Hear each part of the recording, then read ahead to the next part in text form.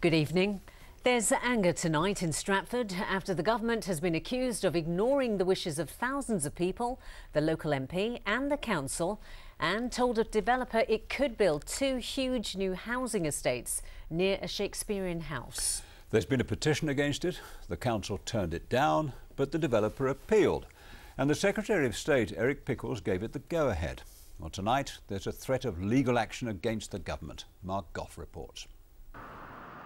At Anne Hathaway's cottage, where Shakespeare courted his future wife, a storm is approaching.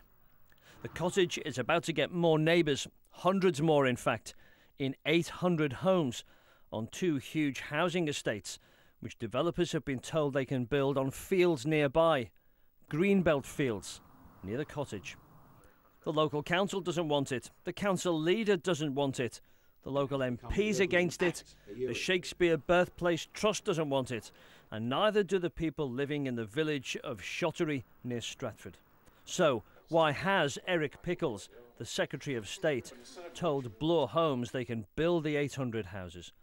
In the town made famous by the man of letters, tonight there are angry words. It was intense disappointment and anger.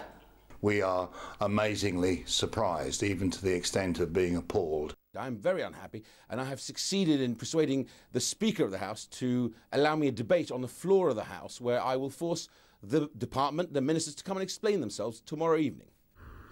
The local council turned down the planning application, but the developer appealed, just at the time when the government changed the law, saying that it would virtually agree to any planning application if it was deemed to be sustainable. Earlier this year, Gordon Brace from the local action group showed us the fields where the houses would go. We went back to see him today. It's so blatantly against everything that we have been promised. It's an appalling decision. The leader of Stratford District Council could hardly hide his displeasure today, and he's written to Eric Pickles to tell him. If Mr. Pickles was sat in front of you now, what would you say to him?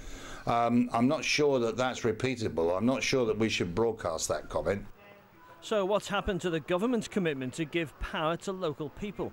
This decision drives a coach and horses through the localism agenda that we have all been championing, because what it says is, if we don't like what you're doing, we're going to make the decision for you and we're going to shove down your throat 800 units adjacent to a Grade 1 listed building.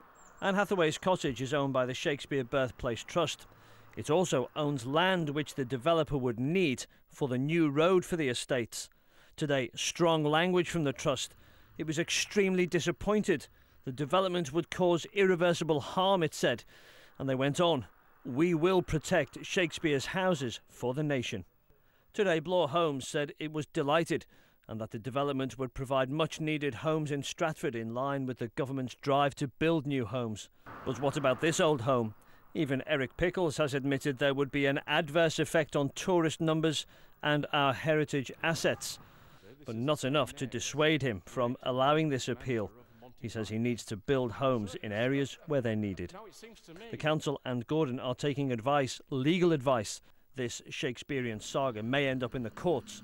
Mark Goff in Shottery for Central Tonight.